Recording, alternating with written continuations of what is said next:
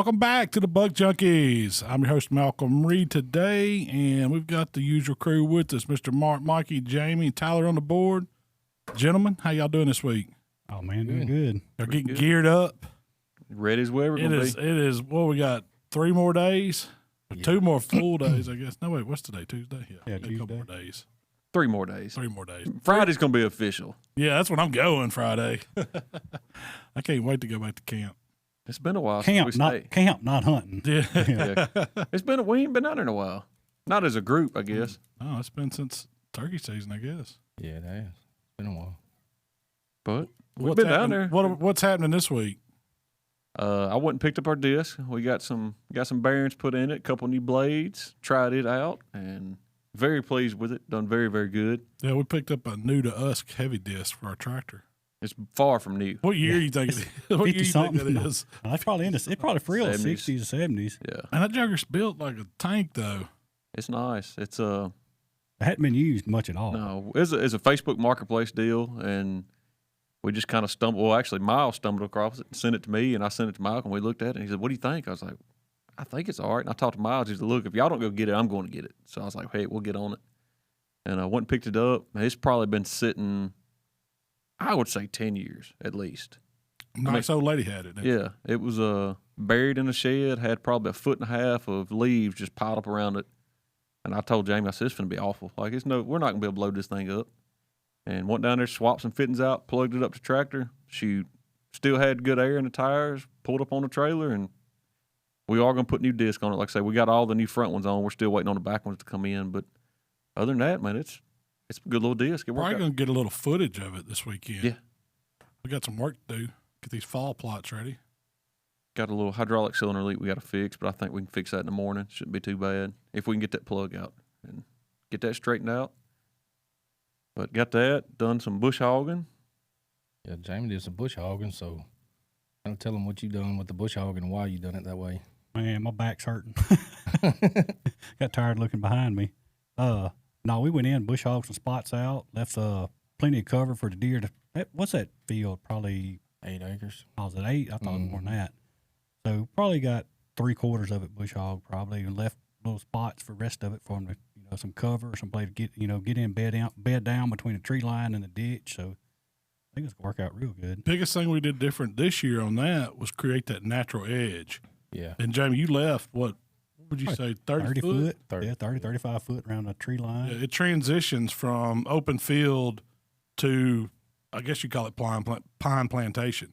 It's just Set out pines. Pines, and the deer. We noticed last year that the deer moved through those pines, but you can't see them. You can see, you can get see their silhouette and the image going through. But so started doing some research and saw some of the other guys on the internet talking about this natural edge that you can create. It's like a buffer zone. It's a transition, and they recommend that you grow one of these on all your food plots where you have a hard transition from field to wood to anything. In pines, hardwoods, whatever it is, it gives the deer like their own little highway. Once it frosts, that stuff will kind of die out, but it'll still be tall enough that your old bucks will slip through it. Deers will slip through it. Turkeys will stay in it. And you can see them from the stand moving through it a lot better than you can if they're inside your pines or inside your grown-up woods. Well, they feel like they got cover and they're protected, but That's right. You sitting up in that elevated box stand, you can see them broadside, no problem. So one thing we noticed last year was a lot of the older bucks would stand on that edge of that pine thicket, and all you could see was like their face or their neck or their, just a glimpse of their horns, and they would stand there and they would check that entire field before they ever made a step out in that field. So that live edge or that rough edge or whatever you want to call it, natural edge, ought to draw them on out in the field a little bit where you can see those deer a little bit better before, while they're not still back in the cover, you can see them from the stand. I guess it was last year, Waylon was actually hunting that stand, and he was talking about seeing some does, and that's what I said. I said, "Man, get your binoculars." And I said, "Guarantee you there's deer back in the tree line that's not coming out." And he said, it wasn't 10 minutes later, like, "You're right, there's like deer standing back in the woods." He could see them once he started looking. Yeah, I remember that. We were all in different stands that day texting. There's a field full of doe. Everywhere. Jamie's like, "Guarantee you there's it's got to be a buck back there somewhere." I mean, I think leaving those spots out in the middle, too, is going to make them feel more comfortable to where, they can come on out in the field and get out there in that middle part and still have cover, but be right there on the food source Yeah, too. walk 50 yards versus 100 yards, being all that open. Right. Well, you put yourself on a deer's level. I mean, you're not talking about very high. Us being on a four-wheeler or side-by-side or something like that, or the tractor, we're sitting way above that. But you get down to ground level and leave some of that 4-foot grass. After it dies off, it's 2 or 3 foot of grass. But won't be nothing but the top of their chest and their neck sticking out of the grass. Well, if it stays on the road going to the stand, I think that's going to be great because it's going to be a point to where, you can walk in and out and come to that stand and out and not really not be seen if that grass stays up as tall. Yeah. So what we did, we planted this stuff. It was called growing the wall, and it's supposed to be a wall of vegetation. And we have it's not really a levee, but it's kind of like the ditch bank that we got cleared off to just a clear area of a ditch. Yeah. We planted that on the inside where we got some trees and stuff on the ditch side, but we planted that growing the wall, and it's got enough room to, what do you think, it's 10 foot wide maybe? Plenty enough room to drive a tractor or side-by-side or something down. But we've got vegetation now. That stuff grew up, 8 foot tall. It's tall right now. Hopefully it'll stay standing up. Frost won't knock it back too bad. It's like Sudan grass and Egyptian. It's got all kinds of that Sudan grass and Egyptian wheat and stuff. It's kind of stalky, so it'll stay up. It'll break you up. Yeah, and it gives you, and that's exactly what it's for. It's for egress. But then again, birds love, turkeys love it. Stuff. It's cover. It's definitely cover. Because I noticed last year hunting out of that stand, the bucks would come up out of that ditch.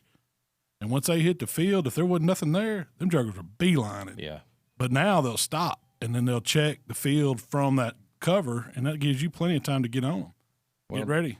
Trying to do managing deer, one of the worst things you can do is, pop at a deer that's running. Oh, yeah. In your first instinct, you see a deer with a pretty decent rack. Oh, it's huge.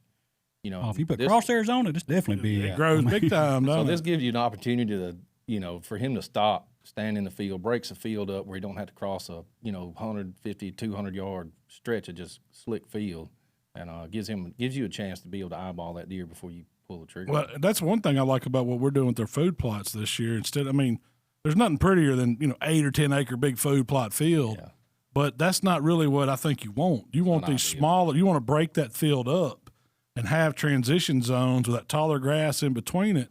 So, it makes the deer feel safer. They'll come out, and there'll be different groups of them feeding in every little plot. It's like micro plots inside that big area. And we've got several stretches like that where we try to break it up.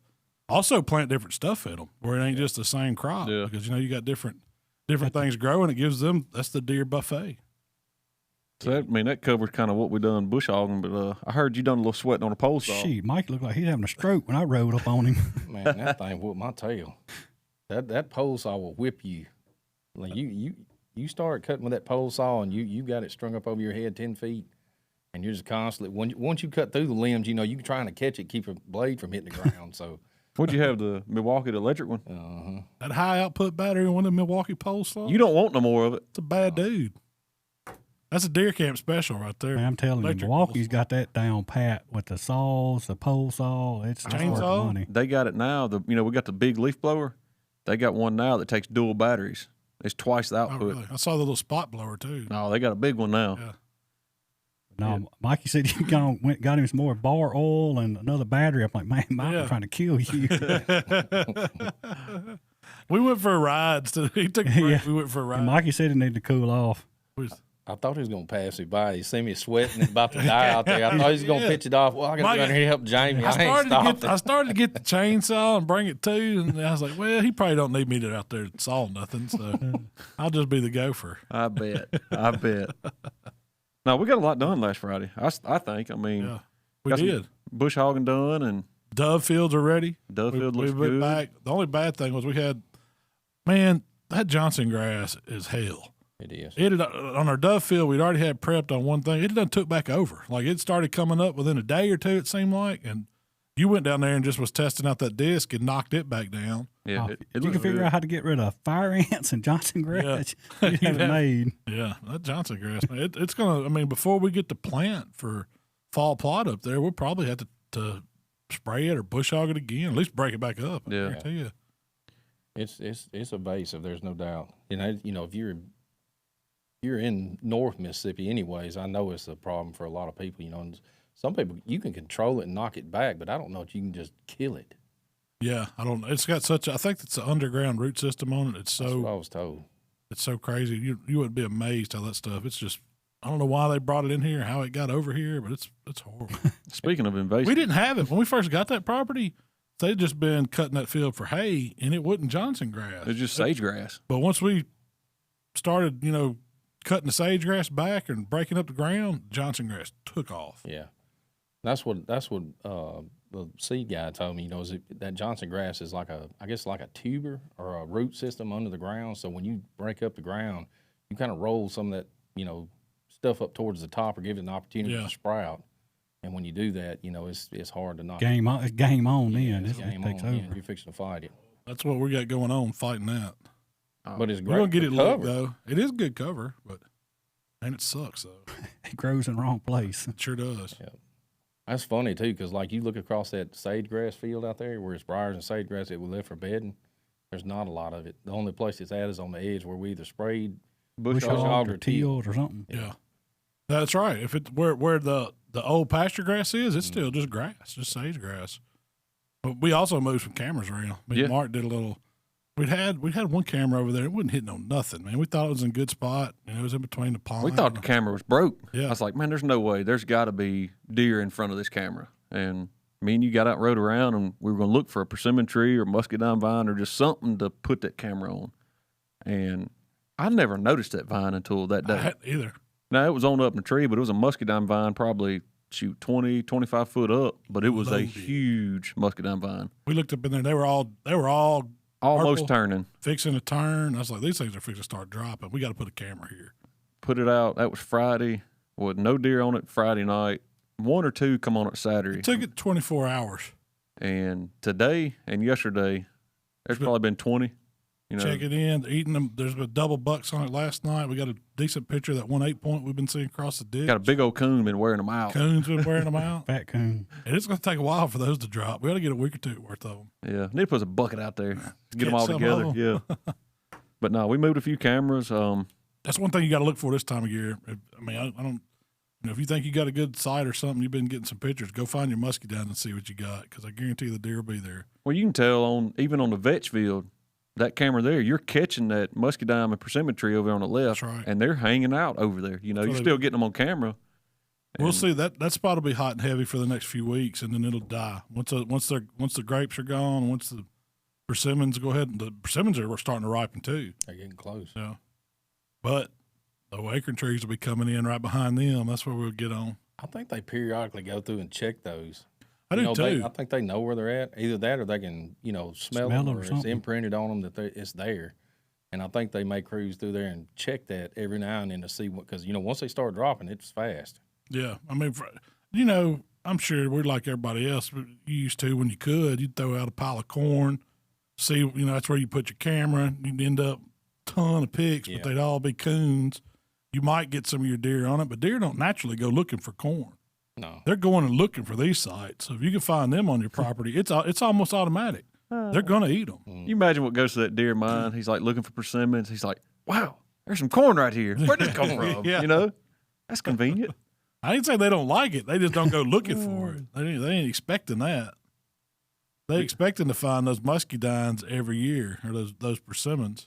Well, too, we can tell. I mean, we talked about the vetch a lot in earlier podcast stuff and how we were impressed with it, and it's finally catching up enough to where it's pretty. I mean, it's established, but you can tell they're not on it nearly as much. Yeah. And I don't know if it's because maybe there's more rain now and they're not, not fighting the drought, or if there's more stuff on the ground for them to eat. Tell you what's happened on our spot. If you notice, the clover we got that we didn't get rid of is popped right back up. Now they're starting to hit that young clover. They're liking that young tender clover now. Because there's one plot we got on there. There's been mama doe and a couple fawns every day. Every single time I go by it, and they don't go far. They run back in the woods just a little bit. And you can go by and then make another loop around, and they're right back in it. I mean, they're living in that clover plot. But the clover looks good now, and there for I don't know, was it 4 weeks ago when it was so hot and we hadn't had any rain?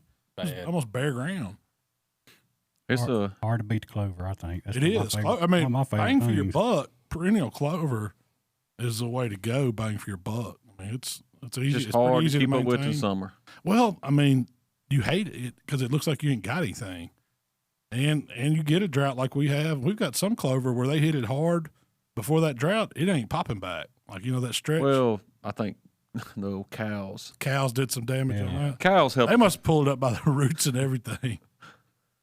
I mean, now we're getting to the point of the year where there's a lot of stuff to do, and there's a lot of stuff to do that you see quick benefits to.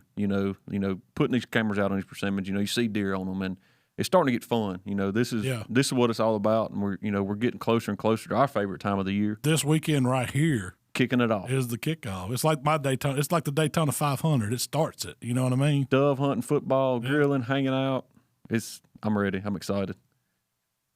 Jamie, what you got us this week? Man, so we've been talking a lot about how we've used some kind of the state resources, the biologists, Corps engineers, information from our local game board, anything like that. And it's just, I thought it was a neat idea to keep talking about it. Like, just stuff that Mississippi has. I really don't know what all other states have as far as the free resources like we was able to use.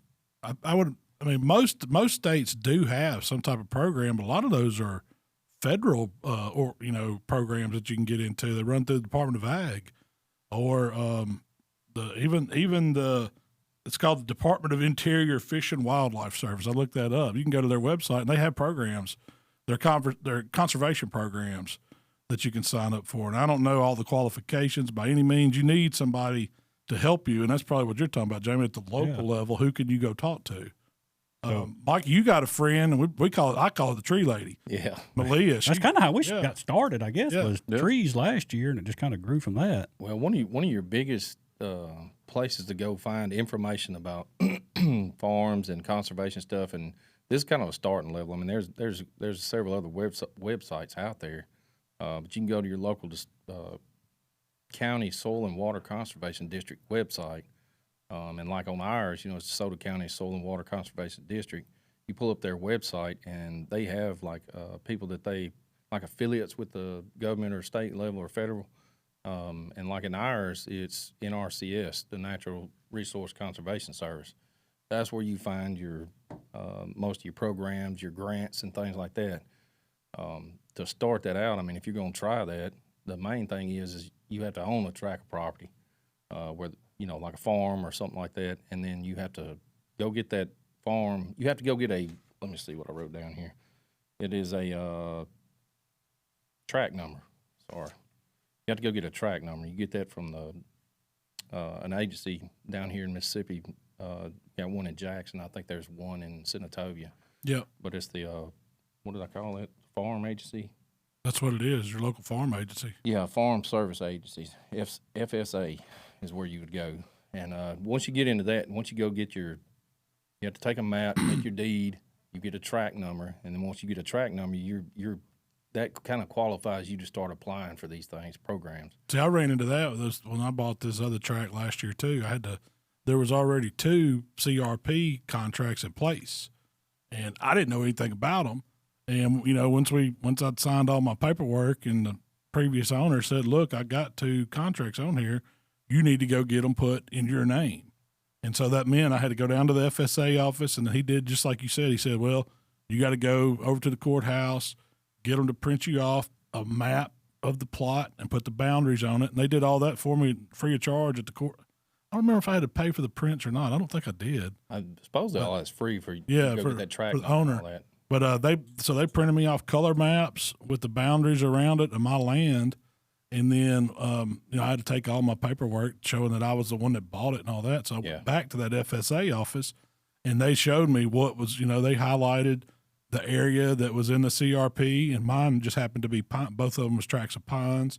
They gave me the contracts that was on them. I had to fill out new paperwork with everything. They did all this for me. Yeah, I had to look over it and sign, of course, and all that. But it wasn't a hard process. It was just that I'd never done anything like that. I didn't know what to do. But luckily, it wasn't a program, so we get some money on it. And it's not a lot of money. Yeah. But I will say this: if you buy some land from somebody and you don't assume those contracts, it's my understanding that person has to pay back any amount of money that they may have got from that government program on those contracts. So if I hadn't have done all that, they would have, I guess, sent that previous owner a bill or had a fight with them or something. Yeah, from what I understand, they want you to fulfill that contract. Yeah. that that term, however many years That's right. it is. It was on 10 years. And I think that guy that we went to that food plot seminar, I think that's what he said. If you go into this, when you get into one of these programs, you might not want to get into like a 10, 15. Yeah, because you're locked if you're in. not planning on keeping that property, because you're pretty much locked into that thing. Yeah, and there's no way you can't force the new owner if you decide to sell it. You can't force them to pay to assume that contract. Yeah. But there might be some stipulations where they can't. Like there's all kinds of criteria. It goes on income. It goes on all kinds of things. Of if you qualify, I mean, most people probably would qualify for the farm contract like that. But the money was supposed to be used towards taking care of that land. Like when it was in pines, you're supposed to thin them every so often. You've got to do certain things to them. You can't destroy any of the trees. So you have rules under what you can do on it when you're in these programs. So you have to think about that. You have to weigh, is that yearly payment that you're going to get worth you not being able to do certain things to your own land? That's kind of what it's about. But a lot of it that we're doing is like conservation minded.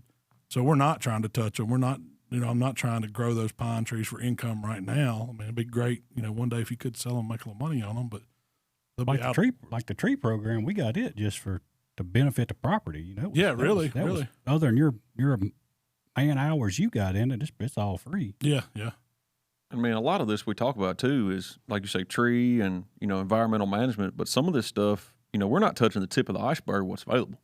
I mean, some of this stuff is, just like I asked you the other day, if you never would have walked your property, behind the house, you walk through the middle of the woods and there's a big, nice culvert, concrete poured in the middle of the woods. And you're like, how the heck did that even get here? And that's what that was part of that program. That's for drainage. Soil erosion. I mean, there's a ton of things out there. Especially, I guess, does it have to be tied to a creek or a water resource to a core lake, or can it be? I guess eventually all of them are, but is there a stipulation to that? Do you know on the NRCS programs? Yeah, it depends. I mean, you have to qualify because like a lot of the programs that we done when I worked for a utility company here in town.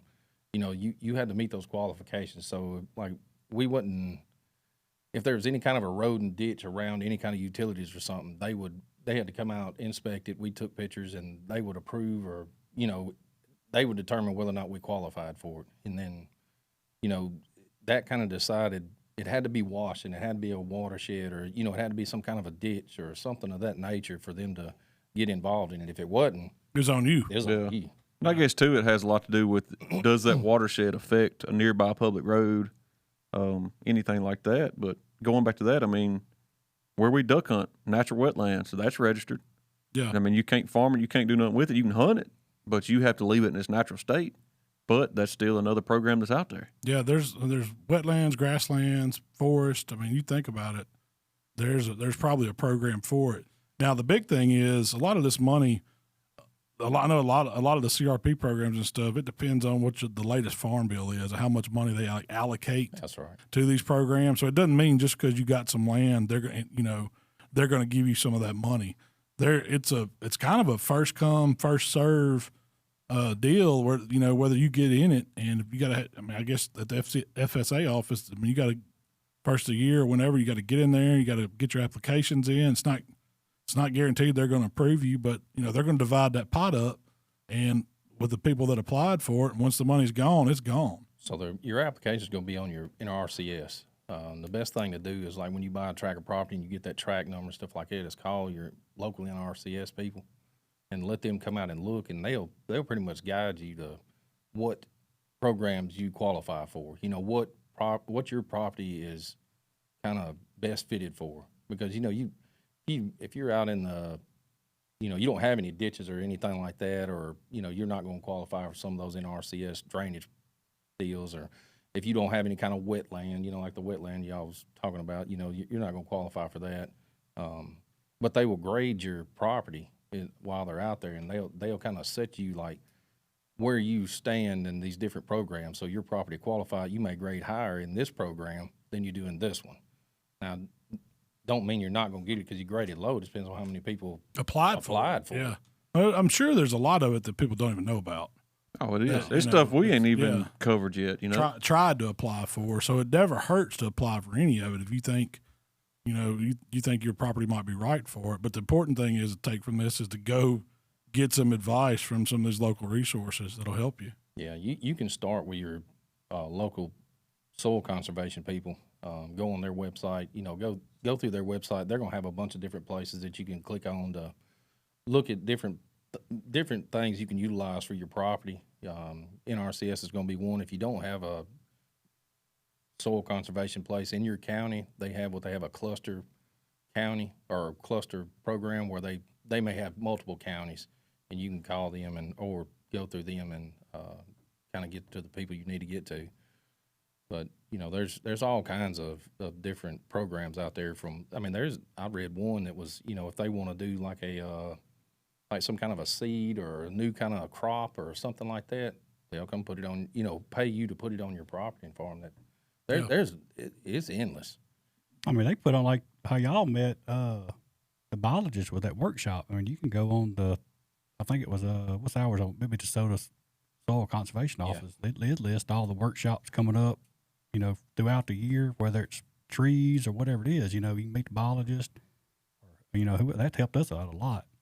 Oh, it was really beneficial. What'd you find yesterday about all the equipment available in Mississippi right now? Like DeSoto County, we have I guess it's a no-till drill. Yeah. You rent it. They had two of them at one time sitting out there. I don't know if they still got two. Yeah, so I guess you got to live in the county. It's got to stay in the county. Stay in the county that you're county renting it from, yeah, or your property's at, I guess, possibly, or if it's in the county. And I know, where does it say? I know South Mississippi on some other places, they have fertilizer spreaders, they have pasture sprayers, all kind of stuff available to rent. And it's all, like I say, pretty much free. So the rent was like maybe $50 a day or something. It was pretty reasonable. Some of them have seed co-ops where you know how much you're going to plant. They're going to buy bulk order, and you can put in for how many pounds of it you need. There's the tree program that we get where they basically give you free trees that you can put on your property. And so there's, it's not just about getting a paycheck once a year on it. There's other ways that you can do improvements to your land or, be conservation minded with it too. We'll just learn. I mean, that's the biggest thing. Yeah. And all the programs are designed to make the environment better. Yeah. And that's one thing why they kind of have those seed drills and not a planter is don't disturb the ground. It's not, but hey, this takes me what I was going to talk about. Don't put as much carbon in the air. You're not burning as much fuel making one pass as you are push hogging, tilling, spraying, planting, all that. So that's one thing they help. But there's also these private companies or organizations that are. I don't really understand I understand the concept of it. They call it carbon credits. And so there's big organizations are paying these companies to offset their carbon emissions, whether they're in some kind of industry or whatever, where they're using landowners, a lot of places, to sell those carbon credits. You can actually get money in some of these for not cutting your trees, for not disturbing the land. And you have to watch the terms on it, because it might be, you don't want to get in one where it says you can't do anything for 30 years. But a lot of them are on a yearly basis. So they'll come out, I guess, I don't know if they come out and inspect it or if they do aerial looks or whatever, but they determine what kind of trees you have on your property, how much they'll give you per acre to not cut them, to not do anything. And it doesn't matter if you were going to cut them or not. You're just saying, I won't cut them. You may never plan to cut them in the first place, but it's money. So you're basically selling your carbon credits for that, and other people are buying them. And I guess there's these companies that are kind of middleman in it, and I'm sure they're making a big mint too, some kind of way. That's a little crazy. It's a little crazy if you ask me, but from a conservation or a land management standpoint, hey, it makes sense. A lot of them are planting. They're using that money to plant trees on property too. You'll see these companies, like Tesla or somebody like that, where they'll say, "Oh, we're going to plant thousands of acres of trees to offset our lithium batteries we're putting in these cars," and they say they're carbon neutral. Are they really carbon neutral? No, but maybe they're paying for it. Maybe they really planted some trees. They're paying to say they're carbon neutral. That's their positive get out of it. They get to claim that, so it's kind of a marketing thing on their end. I mean, you're gonna have to put in a little bit of time and effort, to find all these resources. But I mean, like I say, what little bit we've done, it's been a huge benefit just from Well, I say once you start finding those resources and learning it, it snowballs, because then it leads you to your next resource and it leads you to your next opportunity. Yeah. And I mean, well, I think that goes back to what Mikey was saying about new people getting in it. Like if you've already been in a program, I would imagine you get a little bit of preference on the next program or when money comes up to be divided. Because, somebody going in, you don't know what they're going to do with their land. They say they're going to do these programs and all this, but if you've got somebody that's been in it for 10 years, their contract's coming up, maybe they're going to get another one. Yeah. I don't know if that's how it works or not. That's just how I'm thinking. But I would think you got graded higher. If they come to your property and they see you're, trying to be a conservationist and take care of the property and do things on your property, anything you're doing before they come is going to help you. Yeah. In some instances, they're like, well, they're already making efforts. They're not just waiting on us to hand them a pile of money to start doing it. They're already doing it, so we're just going to go ahead and support. I'm not saying that's true, but I would, if I was the guy, I would. That's how you'd see it. I would see it. This guy ain't done nothing. Everything's growed up. He don't care about this. He's just waiting on us to hand him some money. I'm going to have to come down here every year and check this guy, But, Malcolm and them over here on this side of town, they've already started doing this. They've been doing it. So I might as well jump on in with them. And we need to figure out how to get some money for not chopping down oak trees and persimmon trees. Yeah. They pay us to chop down them sawtooths. I mean, not sawtooths, sweet gums. Sweet gums. Yeah, if we can get a check for sweet gum trees, we'd be all right, wouldn't it? Sweet gum check. But no, I think a lot of it just like we've preached it, research it, and again, we're not a pro at it yet. We plan to be, but I mean, there's so much information out there, and I mean, Mikey's very, very good about going in and finding these programs, stuff like that, and you've had a little past experience with it, but it's helped us a ton in the last 2 years. And you don't have to own thousands of acres to do this. See, that's the big thing. When like this track I bought, the whole track was 150 acres, 140 something plus acres, something like that. It had 2 contracts on it. One of them was only like a 13-acre pine contract. The other one was a little bit larger, but it wasn't the bulk of the land. Yeah. Bulk of the land. I mean, it had so much cropland on it, had so much hardwoods on it, had so much ditch on it. And I don't know. I hadn't checked to see if there's any contracts or anything you can get for not, taking care of the ditch. I'm sure there is some money probably out there for maintaining that ditch for the county, because that, you let something like that erode or something, it's going to mess up the whole way. It dominoes down the road, everything else. Well, I mean, that's something that I guess Mikey mentions a lot. We talk about it a lot, but like our 2 tracts of property, I mean, they're, what would you say, a half mile from each other? Mile, maybe. Maybe. Yeah. Not that far. They're completely 2 different properties. I mean, they have no similarities whatsoever. And the maintenance on the 2 properties, like it wouldn't, it's like completely different. Yeah, I mean, behind the house, it's pretty easy to maintain, a little bit of bush hog and stuff like that. But you get over on the other property, and I mean, you got to worry about erosion, drainage. So that's stuff that you definitely have to get somebody, I guess, more educated than we are. I mean, we know how to keep something from washing, but that's a bigger picture than. Yeah. And that's something to think about when you are looking at properties to buy. Like, how much maintenance is going to be in this, and what programs are to help me maintenance this. It'd be really smart to go talk to someone before buying some land if you're thinking about doing something like that, to see what it entails or what it could possibly, because it costs you a lot of money too. It can. I mean, if the property the Salem property, if it's ever started washing, I mean, like right now, we do not have a track hoe or a bulldozer. We don't want to have to buy nothing like that. Yeah. And renting something is, that's still not expensive. easy. It's expensive, but then, man, you can't hardly find anything right now. Everything's booked up. We've gone through that. We've been on a wait list for months to get a skid steer. So, yeah. So those are things to keep in mind, not only when you buy a property, you need to see what all is. You definitely need to write it. Don't just take a aerial photo and say, well, this is a good piece of property, get on, or all the pictures they put on the website, they're not going to take a picture of a bad spot on the property. You may get there and it's way more maintenance you want to fool with. You don't want to buy something that's a headache. That's right. So I guess I should have called some of my guys at Core. I guess with the Core engineers, will they come look at your, I know they got a lot to do with stuff like that, but I don't know if they'll. If any of it's their land for drainage, they might, but I don't know if Most of their property is in watershed. Right. Yeah, it's got to be in close to a lake or a river source or something. Yeah.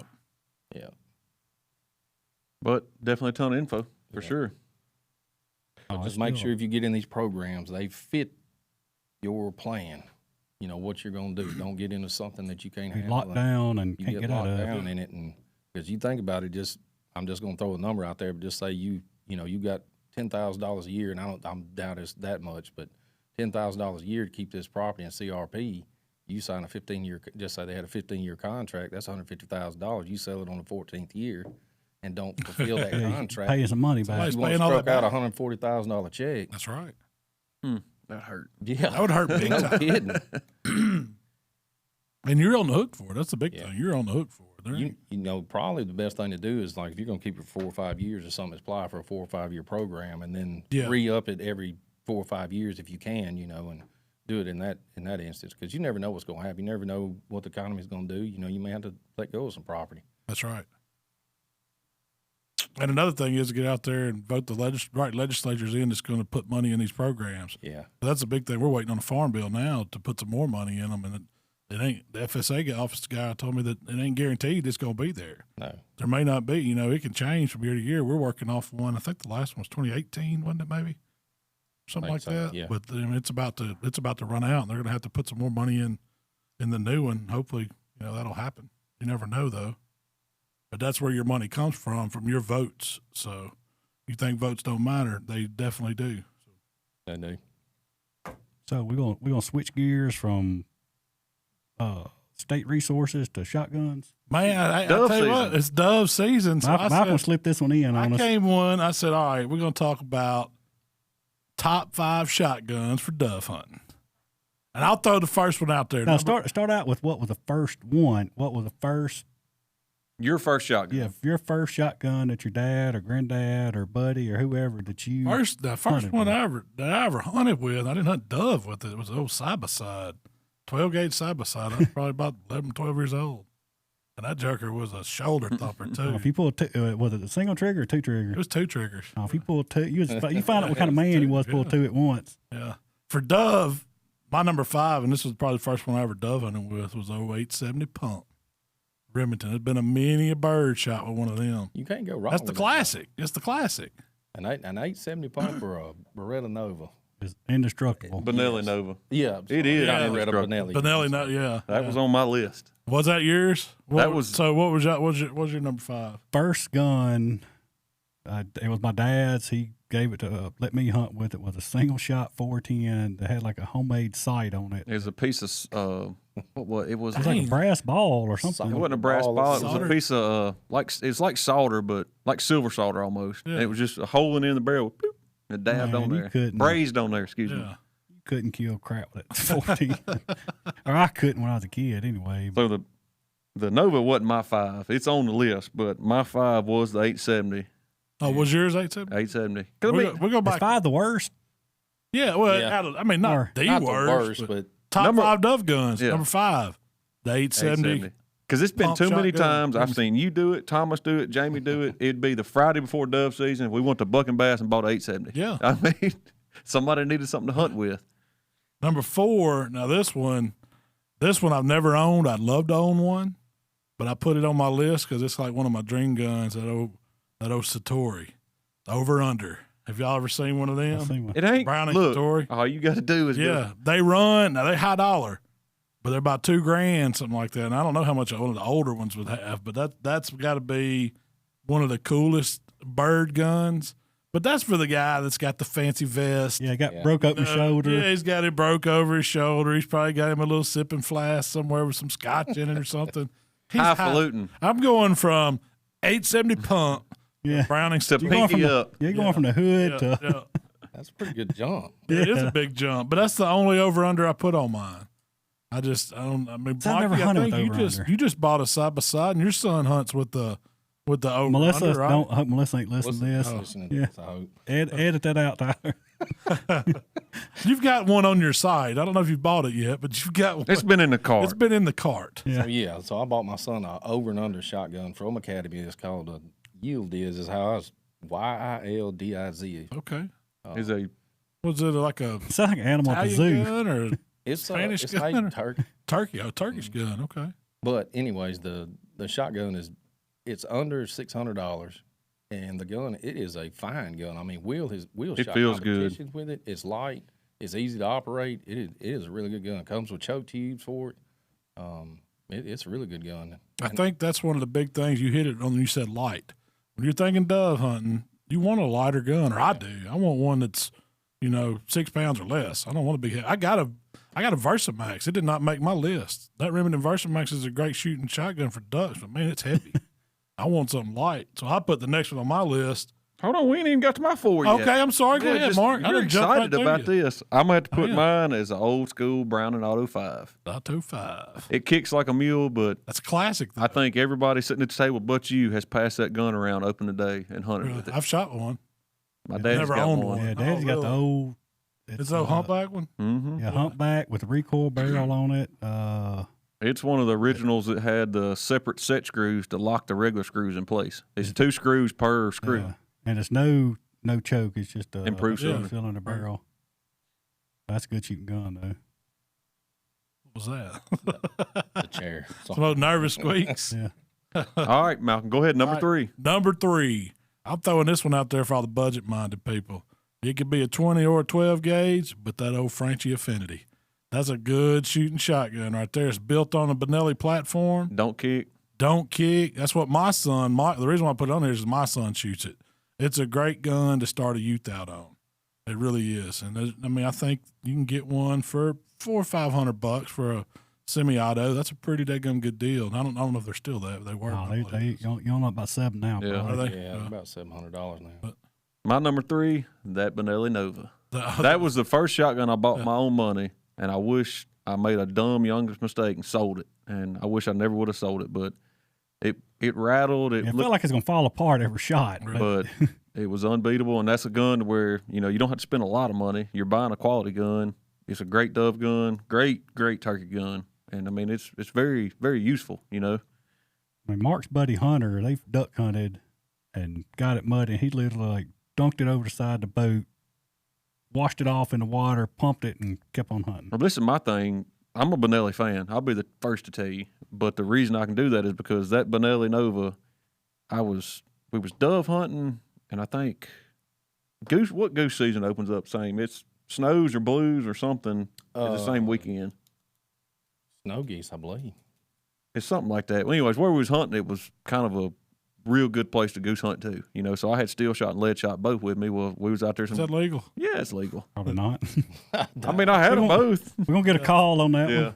I was All young. on that one. It's not legal. You was killing geese. I was killing geese with steel shot. But anyways, I had Sure.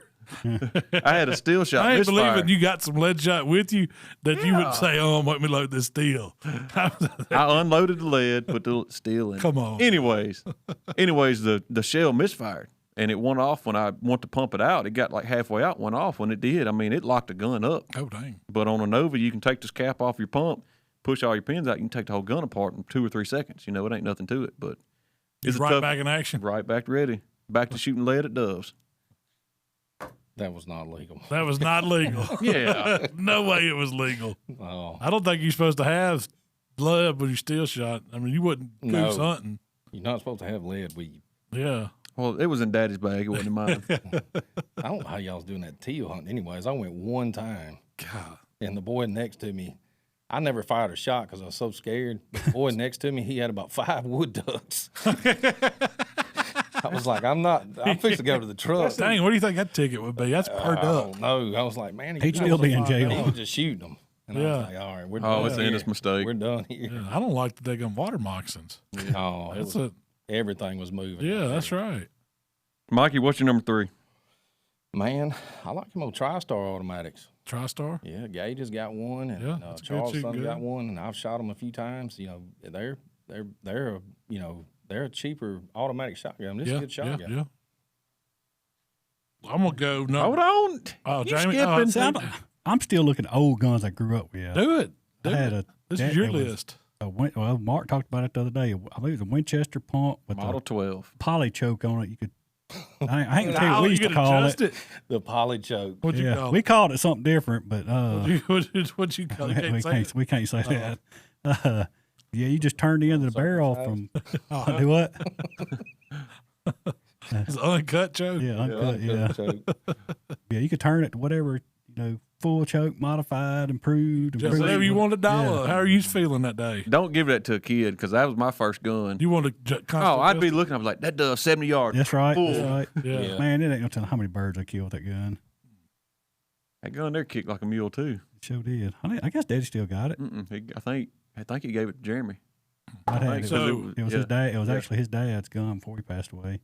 On the top 5 shotguns for Dove, number 2 on the list, the 20 gauge Benelli Montefeltro. That's a good one. I bought one of these a couple years ago, and it's a Dove murderer. That's probably my next purchase. It is a smooth shooting. You talk about no kick.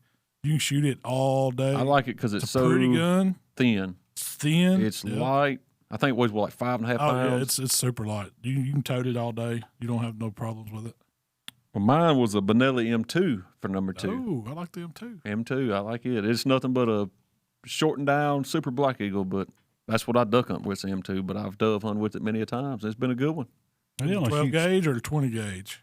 This one I got's 12. Yeah. It's what 2 3/4 and 3. It don't shoot 3.5. Which 3.5 is too much anyway.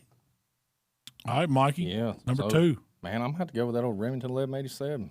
Oh, that was on my list. Yours, not just any of them. Not Mikey's the 1100, 1187. the 87. Yeah, that was the one I could afford. I never owned one. Never. Really, man, it's a good shooting gun. In fact, there's a slug gun 1187 in the safe at the.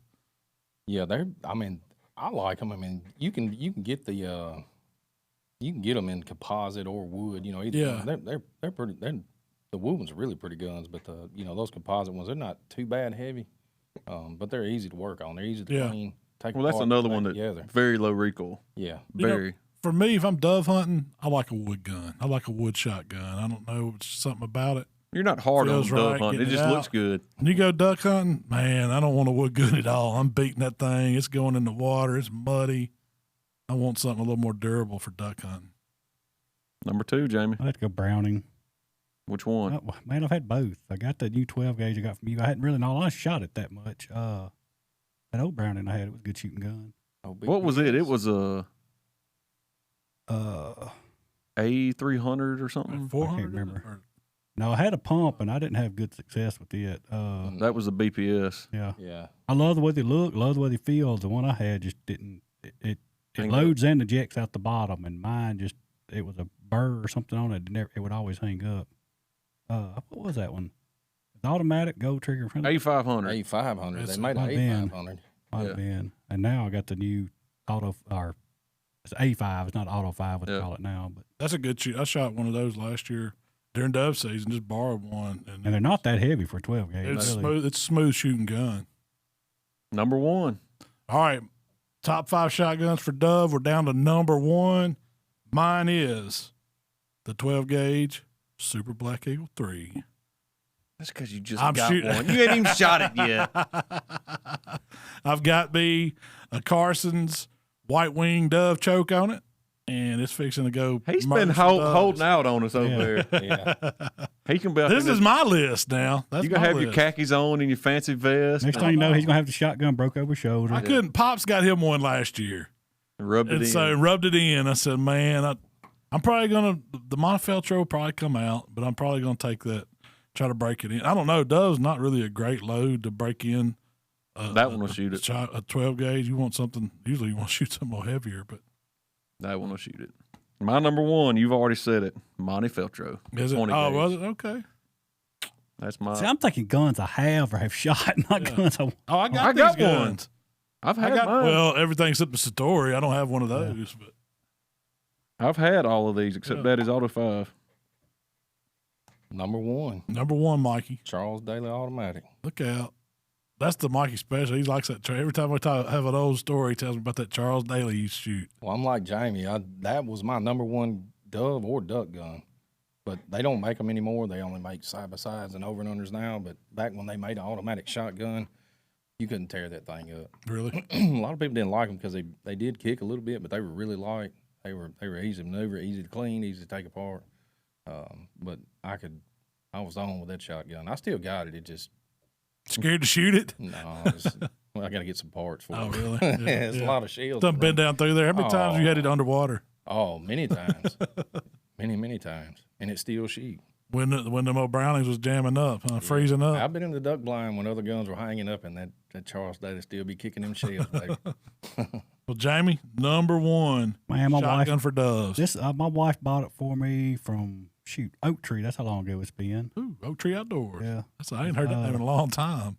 Franchi 20 gauge. Yep, that's on the list. That is a Yours is it's not a Affinity. It's the one that the Affinity took the place of that one. Yeah, see, Thomas's was a wood one with a recoil barrel, just like a Browning, and I loved it. It kicked like a mule. Though. It did kick, and this is the next year up from what his was. It does not have recoil barrel. It's a gas operated, no recoil. Camo. It's lightweight. In all honesty, that's my rabbit hunting gun. That's what it don't weigh nothing. It shoots well. It's been a real good gun. Well, we done got our top 5 shotguns. Let's talk what kind of shells you preferred from Dove. So to me, you're either shooting a 20 gauge or a 12 gauge. I know there's some people out there that probably shoot some 28s. That's my ultimate gun. I want the 28. 28. So if you're shooting 12 gauge shell, what do y'all want to shoot for Dove? What's your favorite one? I want heavy load number 9s if you can find them. Really? If you can find them, or 8s. I'm the same all the way around. I'm high brass 7.5. That's what. So I'm a 2 3/4 inch 7.5. I like those Fiocchis. They shoot dang good. I started. You're gonna be drinking red wine come Saturday morning. You highfalutin now. I'll shoot some Winchester now. Whatever you can find. Target load if that's all we got. But if I got my druthers, I'm gonna buy a good shell. Pretty much. Jamie's the same way. He's the one who told me to shoot the high brass. Well, high brass is all I buy. Period. I'll shoot any of them as long as they ain't what was them darn things? Rios? No, Rio's the best. No, not Rio's. Never. I'm thinking about. You talking about the old Rottweilers? If you could find them Canadian, they were Canadian or Russian. They don't make them. German. They don't make them anymore. Yeah, you can find them every now and then. Right now, if I could go get some Noble Sport. Nobles are they're I good. found those years ago. They were heavy. I think they were heavy load 7.5. We rabbit hunted with, and they were phenomenal. And Charles has got where he carries them now. I think I got 4 cases. About 4 cases last year of them. So Mikey, what's your load of choice? Cheapest and the one that don't kick. So you want to? Mikey's at Walmart. You want 7/8 ounce? Well, I got a 16-year-old son and a 16-year-old nephew. The most time I got to buy shells for. So whatever's cheap, that's what we're getting. Well, that takes me to my next question. What do you recommend? What do y'all recommend? Gauge and shell for a youth. What would you start them out? I'd say the Benelli like you and Mark's got, or that Frenchie, the one. Me personally, as far as lightweight, light kick. Yeah, that's what I started Michael out on, just for simple fact I didn't want to be scared of a shotgun. He had a little 410 that he was shooting and comfortable with the shotgun, but when it come to wanting him to get a semi-automatic gun, I think that one felt right. Good. Yeah, it feels right, and he can shoot it all day. And two, if they get a little cocky or smart mouthed, then you go get the 12 gauge H&R out of the cabinet. Let them did that afternoon. But I put him. He shoots. I bought number 8s for him, like 7/8 ounce. They're not as fast. They're not as fast in that 20 gauge as the 12 gauge. And I guess you sacrifice a little bit of range for them, but it's easier on them. And as long as they can sit out there, and be comfortable, that's why I enjoy it. Yeah, that's right. That's the biggest thing. Yep, Mikey talking about Charles Daly, and if you look now, if you go to like up the road Sportsman Warehouse, you see a ton more. What I would say is off-brand name guns, and almost in many of them you do name brand guns. Well, you just got so many more companies now being involved, and technology is way better than what it was 20 years ago. Well, all of them are like the Beretta and Benelli and all them. They have somebody that they've either sold patent to or design. Or they bought. How that worked, but you can buy $600-700 shotgun compared to a $2,000 shotgun. That's the same. It ain't much difference in that Franchi and that Monte Velcro. No, not much. Yeah. There's going to be some different parts because it wouldn't be $2,000 if it wasn't. But it's got that name. Yeah, I do think it's got a lot. Name does have a lot to do with it. But I bought some cheap shotguns that actually were really good. I bought some that come apart. They didn't last long. Yeah. What was it? Gauge or wheel shot? What was it over and under? Was it Stogger maybe or Stoker? Stoker. That Stoker makes an over and under. Yeah. Make a good over and under. Yeah, well, I thought one of them shot one, didn't it? Or was that yours? Eli shot one. I bought. Yeah, Yeah, Eli did. Yeah. Charles' son. I had the over and under I didn't keep it long because I couldn't hit nothing with it. But It was camouflage, wasn't it? no, Britt's was camouflage. Mine was wood. Doggone, I can't even think of it now. That's the one I was thinking. Traditions. I think it was a Traditions over and under. But you see several, even in deer rifles now, you see tons of them. There's not like what we grew up with as name brand guns. But They've come a long ways. I mean, automatic shotguns 25 years ago, they were good ones of people that had patents on them, and these other ones that were coming out, they were just, man, they jam up and hard to work on them. I mean, that A500 you was talking about, I broke it down. I had one and broke it down, and it was just, man, there was a lot of parts and pieces in that thing. It was harder to clean. Yeah. Yeah, for somebody that's not used to breaking them down all the time. And the way they're designed now, you take them apart and take them all the way down. You've got 2 or 3 pieces. You got a slide. You got a O-ring gasket or some kind of especially the inertia ones. I mean, they're easy. Yeah, ain't nothing. You pull a pin and that's it. It's gone. Yeah. So they've come a long ways. So I got one for you. Should you pattern your shotgun?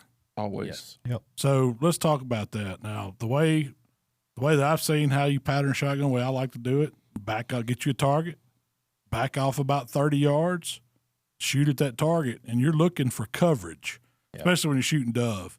You want to see space in between. You want to see shots on target, the most you can get out of that load, and you're wanting to see them spaced out. You don't want them grouped up. Don't think like turkey hunting where you want all that wad tight. You want good spatials where you're going to hit that whatever's flying in that range that you're shooting. Well, from load to load and shotgun to shotgun, it's going to change. Absolutely. We've shot, when especially turkey talking about hunting. those Rottweilers, from rabbit hunting with those for so many years, and then we changed over to the what was the ones y'all didn't want to shoot? Rios. Rios and Estate. They were still kind of matched one another, but the Rios flew in my gun. They flew a lot higher, and I couldn't figure out why I wasn't hitting nothing with them, and I wound up having to pattern them, the gun with them, and it was shooting, 6, 8, 10 inches higher than the other shot. Well, I learned something this year. Matter of fact, when we went and done the skeet shoot with the boys, Will was shooting that over and under, and one of the guys that was in a group behind us was a pretty good, just talking to him, seemed like a pretty well-educated gunsmith, and he was watching Will. Out of all the boys we had, he watched Will every shot. And he come up and says, "You do know that's the wrong gun for him." And I was like, "What?" He's like, "And Will's left-handed." Mm-hmm. He's like, "That's a right-handed over and under." And I was like, "What?" I thought they were looks universal. Yeah, I was like, I thought it was the same. Yeah. He showed me his gun, and it's how they bend the stock. Oh. And he says, what he does. What did he say?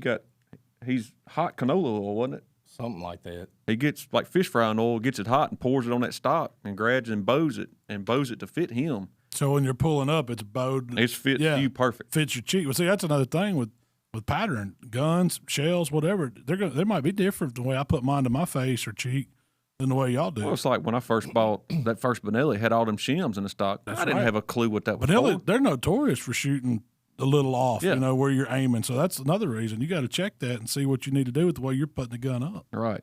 So that's what I actually did. Was on mine is start shimming it, go out there shoot it, shim it, go out there and shoot it, and you'll find it. And I'm no pro at it by no means. Yeah. I can shoot my M2 way better than I can shoot my Montefeltro. I don't know if it's because I shot it more, it just fits me more, but I mean the gun has to fit you. That's 99% of it. They messed me up when I had to start wearing glasses. So I was shooting under every single. We shooting skeets one day, and I'm like, man, I can't hit nothing. You could watch my wad, and it was so far under every single shot. And I shimmed my stock up, and now I'm not saying I'm an all-star shooter by no means, but I can shoot better. One of the biggest things that I have, and I will not buy a shotgun because of this, is the bridge on the gun. If it's got a high bridge where it steps up real high, I will not buy it. I don't care how good it is. Just mess up your line of sight. Mess up my line of sight because when I'm shooting ducks or doves or anything like that, I don't look at the sight. I'm looking at the end of the barrel compared to where the bird or whatever. That bridge gets in my way for some reason. So makes a difference. I mean, that's what you're comfortable with, and that's why I recommend shoot a whole bunch of different ones. Yeah, different guns and different shells will shoot different out of the same gun. Exactly. It can be the same 7.5. It might be a Remington. It's going to shoot totally different than a Winchester or whatever as far as shell goes. So that's why when you pattern one, man, you better have 4 or 5 different types of brands of shells, and see which one is patterning your gun the best, because factory ammo is not going to be the same. And I mean that's the same thing with sighting in a rifle, same thing. Yeah, it's totally exactly different. the same. Yeah. All right, before we wrap it up, what's on the menu for opening weekend of dove season? Besides Dove. Hopefully dove. Hopefully dove and some bacon, huh? Man, I tell you what I'd really love to have, and I hope we kill some birds. And don't get me wrong, I love dove poppers, wrapped in bacon, the pepper and all that. I want some smothered down with some gravy, putting it on some rice, light. Oh, that Fried whole. Fried. They don't have to be whole. They can be breasted out, whole. whatever. But you want a fried whole one? Well, I won't be there, but yeah, fried whole is what the we'll best do way. is Yeah. we'll de-breast them. Yeah. We'll save the breastbone. We'll make a stock with it to make the gravy. Oh yeah, we're talking now. So so you're gonna lightly fry it a Lightly little bit, fried, set it off to move the it over. side, get your flour in there with your drippings, get your oil right. make you a good stock, Get you get a your good gravy stock. going. And we'll probably with that, we could do a thinner gravy because you're going to fill a big pot up. Yeah. We'll have loaded mashed potatoes, Put your little onion in there with it, little garlic. some green beans, biscuits. Put that Number dove. You put that nines. dove back in there, right? Some what? Some number 9s. Yeah. No, we're gonna get the shot out. Whoever gets that, I guarantee you if we had Jamie, he'd get Oh yeah, I promise, I got the shot. Ain't no way. Yeah, I do. I have crunched down on one. It ain't no lead fun. shot ain't near as bad as them old duck breast that steel shot though. Yeah. No, I am thoroughly looking forward to that. But you know what? I like the breakfast on dove hunt too. Yeah. You gotta have. I'm gonna bring my flat, which we got a flat top down there. Never mind. So Yeah. we'll have that because I'm not gonna hunt long. I'm gonna hang out, get some good footage of the boys having a baked good time. biscuits. We're going to try to. Hopefully, we'll have some stuff to share on social media next week after dove season. See if we do get some birds. We're going to plan on showing some of the hunt, maybe some of how we cook some of the stuff, some quick recipes. That's something we want to start adding. I know we all kind of do a lot of cooking. That's our main thing. Shoot, some of the best cooking's done at deer camp. Heck yeah, that's what we're going to see. Some deer camp recipes coming out here before season. So we've got plans to do a bunch of that stuff. So it's going to be fun. But We got we got a shooting contest coming up too, don't got a we? little shooting contest. We're going to pull out the 22 rifle and see how we all fare against each other. Scope or no I don't know scope? how that's going to be scope. We'll probably play like knockout or something like that. So yeah, we'll figure something out. But that's going to be entertaining. We'll get maybe Tyler can get some footage of that. But y'all got anything else today, guys, that we want to get off our chest before we get ready to go dove hunt here at the end of the week? Good luck to everybody this weekend. That's right. Hey, y'all be safe out there. That's the main thing. Take a kid, teach them gun safety. That's the most important thing when you're going out dove hunting is, always know where that rifle's pointed or know where that shotgun's pointed at. Know what the word low bird means. No low birds. But be safe out there. Have a good time. It's about friends and family and enjoying the outdoors. So, Tyler, that's about it for today, man. I tell you what, he don't have his mic today, so you can find. Are you going to jump on there? Okay. There we go. Y'all can find us on Facebook, Instagram, TikTok, and we're on all of the podcast platforms: Spotify, Apple, Google, pretty much anywhere you want to listen to a podcast. And check out the TikTok videos. Mikey had one over there last week talking about his prayer at the dove hunt. Mikey, you gonna pray this week? I'm already electing you. I got it. All right. I got it. Well, hey, we appreciate y'all hanging out here with us today at Buck Junkies. We will see y'all next time. We gone.